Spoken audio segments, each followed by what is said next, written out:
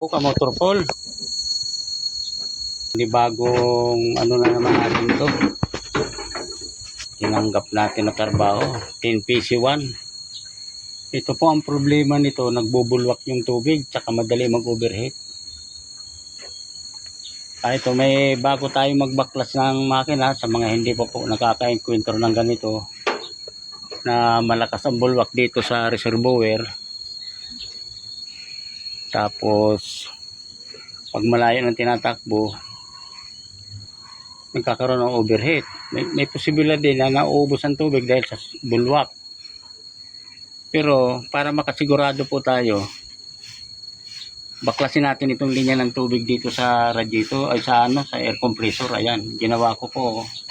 Talian nyo lang yung dalawang linya na yan, tanggalin nyo sa cylinder head. Kasi minsan po ka-motor fall, pag may nangyayaring ganito, ang lakas ng bulwak, kahit unang under, ang lakas ng bulwak ng tubig. Minsan nangyayari niyan dito lang sa cylinder head ng air compressor. Kasi nababasag din po yan, may tubig na linya dyan. Pag mangyari na nabasag po yan, yan din ang trouble yan. Hindi tayo magdepende sa cylinder head lang isipin natin na trouble. Kaya para sure tayo na hindi sa air compressor ang problema lang. Kasi kung pag nangyari na air compressor lang ang problema yung cylinder head, hindi na lalaki po ang trabaho at saka hindi lalaki ang gastos ng company or may-ari ng truck. Ito po yan yung pamamaraan para bago kayo magbaklas ng cylinder head. Kasi mahirap, karamihan maiisip natin cylinder head kaagad. Pero ang dapat natin unahin, yung mga maliliit na trouble na dapat mangyari. Ito po, ganito ang ginawa ko. Pinuksan ko yung dalawang linya ng tubig dito sa air compressor.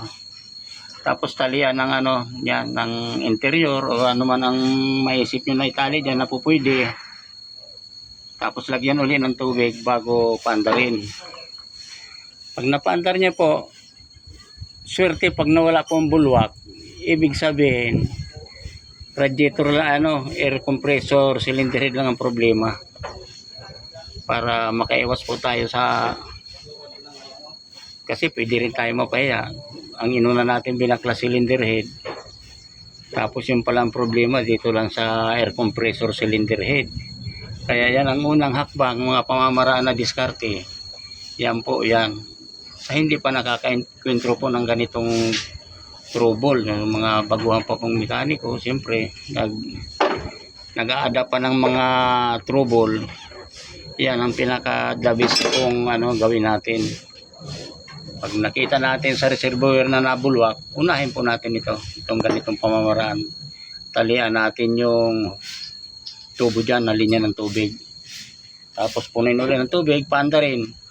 Pag nawalang bulwak, ay napakaswerte po ng may-ari kasi hindi lalaki ang gastos. Kasi in case na inuna natin cylinder head, gumastos ang may-ari, laki ng gastos siyempre. Pag binabaw mo cylinder head, mapapamasisyap pa, hydro test.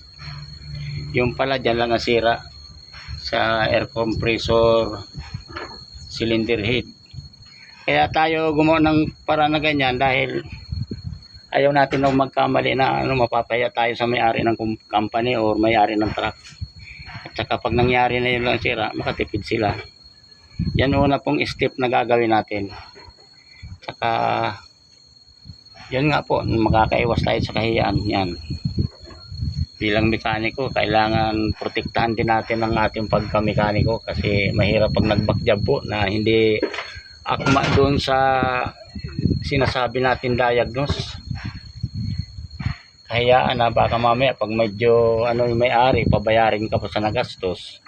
Imbis na kumita po, nawala ang kita, nagkaroon ka pang problema, pwede kang mareklamo sa kinaukulan. Ayan po, pamamaraan po ka-motor pool. Tandaan lang natin na unang hakbang pag nabulwak ang yan ang gawin natin diskarte. Ito po ay na sigurado na namin na hindi talaga sa air compressor kaya ganyan ginawa namin. Kaya ngayon binabaklas na po namin ang cylinder head. Ito mga exhaust manifold, nagbaklas na po natin. Kaya yun, nakakasiguro na po tayo dito sa pangyayari na to na hindi tayo mapapahiya, hindi tayo magbabakjab. Ayan po kamotor pool, hindi na tayo babakyab niyan, sigurado na nagawa na natin ang tamang pamamaraan para makatiyak tayo na hindi tayo mapahiya sa may-ari. At saka siyempre kahiyaan po yan sa isang mekaniko pag nagbakyab tayo na nagdiagnose tayo na ganun, tapos mali palang diagnose natin. Kaya yun, ano lang po, bali diskarte lang para hindi tayo mapahiya. At saka yun na nga, baka tayo madimanda. Ayan, binabaklas na po namin to. Bali aanhin na natin po siya, ibababa ng cylinder head, pa-hydrotest natin at tingnan kung saan ang gagaling yung baka mamaya may crack. Makikita po natin dito mamaya, papakita ko po kung ano ang naging problema niya pag nabaklas na po natin kamotor pool.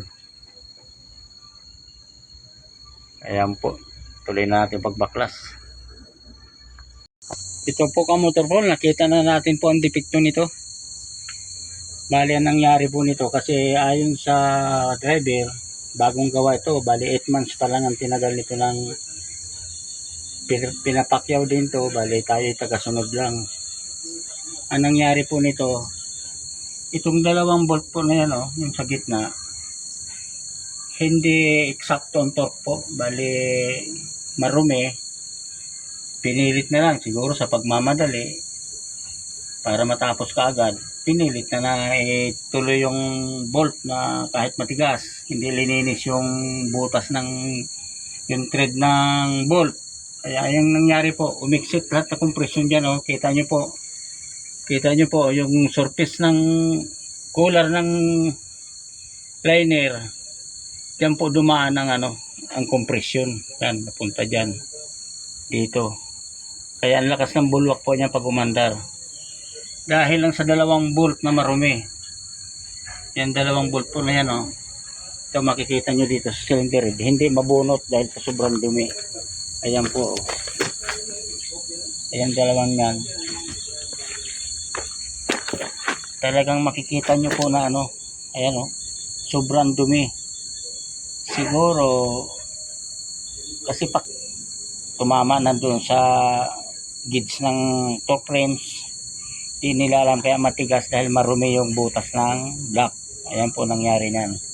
Ayan, hindi na po mabunot yung dalawang bolt, kaya umiksit ang compression po dito, kaya nagbubulwak na yung ayan, makikita nyo po, hindi na maputi, puro itim na.